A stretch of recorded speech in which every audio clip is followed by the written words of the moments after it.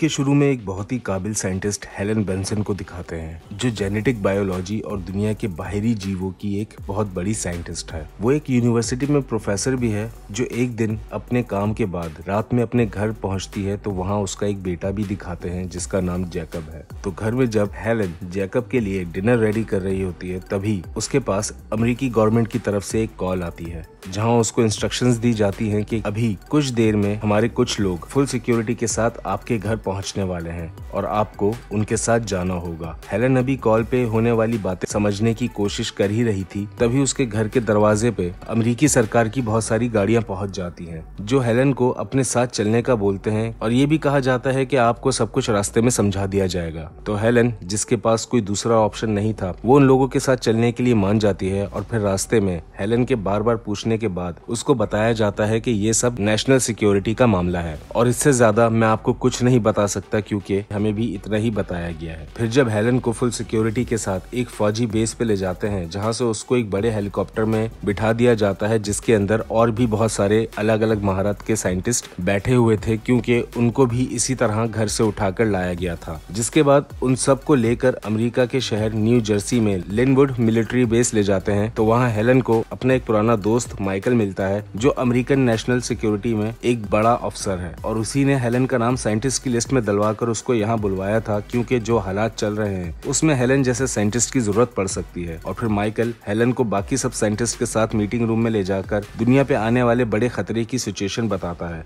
कि अमेरिकी सैटेलाइट से ली गई तस्वीरों के हिसाब से एक बहुत बड़ा ऑर्बिट जो दूसरे प्लैनेट्स की तरफ से होता हुआ हमारी दुनिया की तरफ बढ़ रहा है और आज हमें पता चला है कि उस ऑर्बिट की रफ्तार बहुत ज्यादा बढ़ चुकी है और वो और भी ज्यादा तेजी से सीधा जमीन की तरफ आ रहा है। और अगर इसी रफ्तार से वो बड़ा ऑर्बिट इस दुनिया से टकराया तो पूरे देश का विनाश हो सकता है। ये देखने के बाद सब लोग बहुत ज्यादा घबरा जाते हैं और उसको खत्म करने के लिए मिसाइल से उड़ाने का आइडिया देते हैं, लेकिन माइकल उनको ये जवाब देता है कि इस ऑर्बिट की रफ्तार की वजह से अब हमारे पास ज्यादा वक्त नहीं बचा, क्योंकि ऑर्बिट को धरती से टकराने में अब सिर्फ 78 मिनट्स रहते हैं। जिसके बाद दिखाते हैं कि वहाँ मौजूद सब लोग टकराव से बचने के लिए सारे साइंटिस्ट और वीआईपीज को लेकर हेलीकॉप्टर से वो शहर छोड़ने के लिए निकल जाते हैं, क्योंकि बस कुछ ही देर में ऑर्बिट का टकराव होने वाला था और जब टकराने का टाइम पूरा होता है तो तब तक वो ऑर्बिट दुनिया की आसमानी सीमा पार करने के बाद धीमा हो जाता है और टकराने के बजाय उसी शहर के सेंट्रल पार्क की जमीन पे उतर जाता है। वो असल में तेज रोशनी से चमकता हुआ एक बहुत बड़ा गोला होता है, जिसको ये लोग शुरू में एक तारा समझ रहे थे, लेकिन जो असल में एक एलियन शिप है। और जहां वो गोला जमीन पे उतरा था, थोड़ी देर में वहां बहुत सारे फौजी टैंक्स और हथियारों से लैस बख्तरबंद गाड़ियां पहुंच जाती हैं,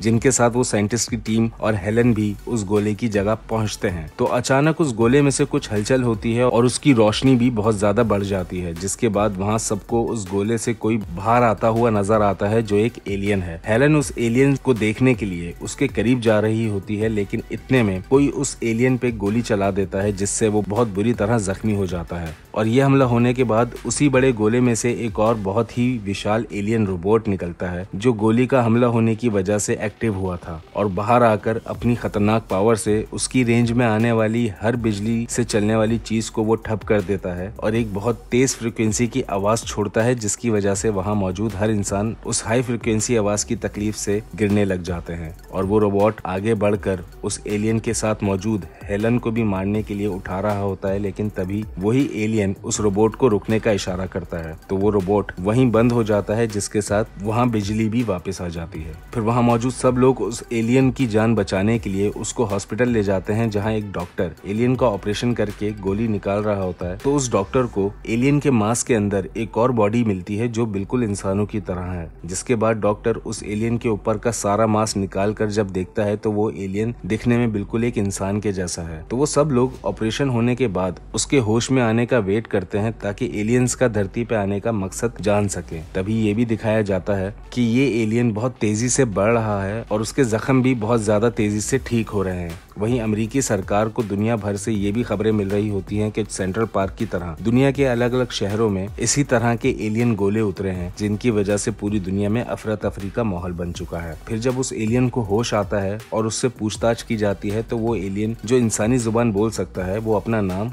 क्लैटो बताता है और उससे ये भी पूछा जाता है कि उसका यहाँ आने का मकसद क्या है, जिसके जवाब में वो कहता है कि कुछ दिन में इस दुनिया के सारे बड़े लीडर्स की एक कॉन्फ्रेंस होने वाली है, तो वो अपना मकसद वहीं पूरी दुनिया के सामने बताएगा। लेकिन अमेरिकी सरकार उसको इस चीज की इजाजत नहीं देती और अपना मकसद उसी वक्त बताने पे जोर दिया जाता है। इसी वजह से उसको लाई डिटेक्टर मशीन के जरिए उसके अंदर से सच बाहर निकालने की कोशिश करते हैं, लेकिन क्लैटो अपनी पावर से वहाँ की सारी टेक्नोलॉजी अपने कंट्रोल में कर लेता है और सबको बेहोश करके अमेरिकी फौज की कैद से भाग जाता है। जिसके बाद वो हेलन को मदद के लिए फोन करता है और अपनी लोकेशन पे बुलाता है, तो क्योंकि वो एक स्पेस से आया हुआ एलियन है जिसका इस दुनिया में आने का इरादा किसी को पता नहीं, तो हेलन फौरन क्लैटो को लेने पहुंचती है और फौरन उसको लेकर वहां से निकल जाती है और फिर क्लैटो की बताई जगह एक जंगल पे उसको ले जाती है, जहाँ क्लैटो जंगल के बीच एक छोटी झील तक पहुँचता है। तो उस झील के अंदर से भी वैसा ही एक एलियन गोला बाहर निकलता है और वहाँ उस गोले की पावर से वहाँ करीब में मौजूद सारे जानवर, जीव और जाति उस गोले के अंदर जाना शुरू हो जाते हैं। इसी के साथ दुनिया के हर कोने में जहाँ जहाँ वो गोले उतरे थे वहाँ भी ये प्रोसेस शुरू हो चुका था और हर जगह के जानदार जीव उस गोले के अंदर जाना शुरू हो गए थे, जिसके बाद दुनिया में मौजूद सब गोले वापस आसमान में ऊपर जाने लग जाते हैं। लेकिन वो बड़ा गोला जो सेंट्रल पार्क में उतरा था वो वहीं का वहीं रहता है। और फिर क्लैटो के वापस आने पे हेलन उससे यहाँ आने का मकसद पूछती है, तो क्लैटो हेलन को बताता है कि ये प्लेनेट मर रहा है और इसे खत्म कर रहे हैं खुद इंसान, तो मैं यहाँ दुनिया को इंसानों से बचाने आया हूँ, क्योंकि हम लोग इंसान जैसी एक जाति के खातिर इस प्लेनेट को तबाह नहीं होने दे सकते। ये सब सुनने के बाद हेलन बहुत ज्यादा डर जाती है और क्लैटो से इंसानों को एक और मौका देने का बोलती है कि इंसान बदल सकते हैं और सुधर भी सकते हैं। उनके ये सब बात करते हुए वहाँ उनको पुलिस की गाड़ियाँ आने की आवाज आती है, तो हेलन फिर से क्लैटो को लेकर निकल जाती है और दूसरी तरफ दिखाते हैं कि अमेरिकन आर्मी उस बड़े गोले से निकले उस एलियन रोबोट को कैद करके अपने साथ एक रिसर्च सेंटर ले जाते हैं ताकि पता लगा सकें कि ये चीज आखिर है क्या और ये दुनिया में आए क्यों है। इतने में हेलन अपने बच्चे जैकब और क्लैटो को लेकर अपने डैड के घर पहुंचती है ताकि क्लैटो और उसकी एलियन जाति को दुनिया से इंसानों को खत्म करने से रोकने के लिए समझा सके। लेकिन थोड़ी ही देर में वहाँ भी अमेरिकन आर्मी उनको ढूंढते हुए पहुंच जाती है, तो वो लोग फिर से उनके हाथ पकड़े जाने से पहले वहाँ से भागते हैं और इस बार गाड़ी में जाने के बजाय पैदल जंगल से भाग निकलने की कोशिश करते हैं। तो रास्ते में एक जगह आकर हेलन फौज के हाथों पकड़ी जाती है, जिसके बाद क्लैटो भी वहाँ उनके सामने आता है, तो वो हेलीकॉप्टर्स क्लैटो को मार गिराने के लिए उसको अपने निशाने पे ले आते हैं। लेकिन क्लैटो उन दोनों हेलीकॉप्टर्स को अपनी पावर से तबाह कर देता है और जैकब के साथ वहाँ से चला जाता है। तो अब रिसर्च सेंटर में उस रोबोट के ऊपर जब वहाँ एक साइंटिस्ट रिसर्च कर रहा होता है, तो उसको अचानक अपने एक औजार पे कुछ छोटे छोटे रोबोट कीड़े नजर आते हैं जो उसी रोबोट के अंदर से निकले थे और वो कीड़े उस मजबूत ड्रिल को खाने के साथ साथ अपनी संख्या भी बढ़ा रहे होते हैं। मतलब वो कीड़े जिस चीज को भी खाते हैं तो वो और ज्यादा तादाद में बढ़ने लग जाते हैं। ये देखकर वो साइंटिस्ट फौरन वहाँ से बाहर निकलने की कोशिश करता है, लेकिन उसको बाहर नहीं निकलने दिया जाता और उस रोबोट को खत्म करने के लिए उस चेम्बर में बहुत तेज आग छोड़ दी जाती है। लेकिन उस रोबोट को उस आग के धमाके से जरा भी फर्क नहीं पड़ता, जिसके जवाब में विशाल रोबोट पूरा उन छोटे छोटे रोबोटिक कीड़ों में बदल जाता है जो एक समंदर की तरह हर टकराने वाली चीज को खाना शुरू कर देते हैं और रिसर्च सेंटर का शीशा तोड़कर वहाँ से बाहर निकल जाते हैं। इन कीड़ों की सबसे खतरनाक बात यही थी कि वो जिस चीज से टकराते हैं तो उसको कुछ ही सेकंड्स में खत्म कर देते हैं और उसी के साथ अपनी तादाद डबल करते जा रहे हैं। वहीं उस कीड़ों के झुंड पे जब फौज हमला करती है तो उनकी गोलियों और मिसाइल से टकराकर भी वो और ज्यादा बढ़ते जा रहे थे और कुछ लम्हों में ही वहाँ मौजूद आर्मी को खत्म करके आगे बढ़ जाते हैं। तो फिर अब अगले सीन में दिखाते हैं कि हेलन, जिसको अमेरिकी सरकार उठाकर पूछताछ के लिए लेकर आई थी, वहाँ वो प्रेसिडेंट की सेक्रेटरी को बताती है कि आप मुझे क्लैटो से बात करने का मौका दें,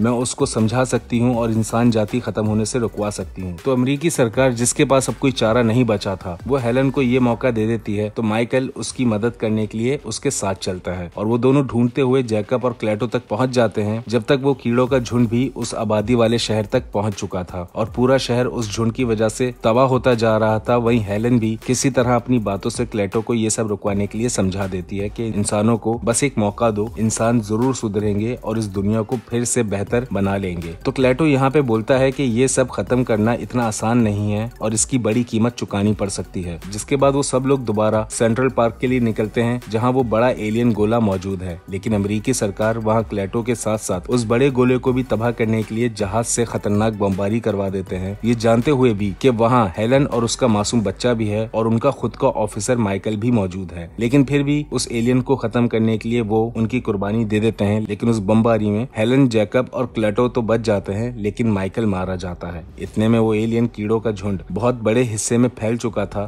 तो क्लेटो फौरन हेलन और जैकब को गाड़ी से निकालकर उन कीड़ों के तूफान से बचने के लिए महफूज जगह तक भागता है। लेकिन तब तक जैकब और हेलन के अंदर वो कीड़े घुस चुके थे और उनको अंदर से खत्म कर रहे थे। तो वहाँ क्लेटो उन दोनों की जिंदगी बचाने के लिए उनका हाथ पकड़ता है और उन दोनों के अंदर मौजूद कीड़ों को अपने शरीर में खींच लेता है, जिसके बाद वो दोनों तो बच जाते हैं और क्लेटो खुद उस गोले तक पहुंचने के लिए उस तूफान से होता हुआ बहुत मुश्किल से वहां तक पहुंच जाता है और इस दुनिया को बचाने के लिए एलियंस का ये खतरनाक हमला रोक देता है, जिसकी वजह से क्लेटो तो मारा जाता है, लेकिन उसके साथ वो एलियन कीड़ों का झुंड भी खत्म हो जाता है, जिसके साथ ये दुनिया इस एलियन के कहर से बच जाती है और आखिर में वो बड़ा गोला भी वापस आसमानों में चला जाता है और यहाँ इस फिल्म की कहानी खत्म होती है।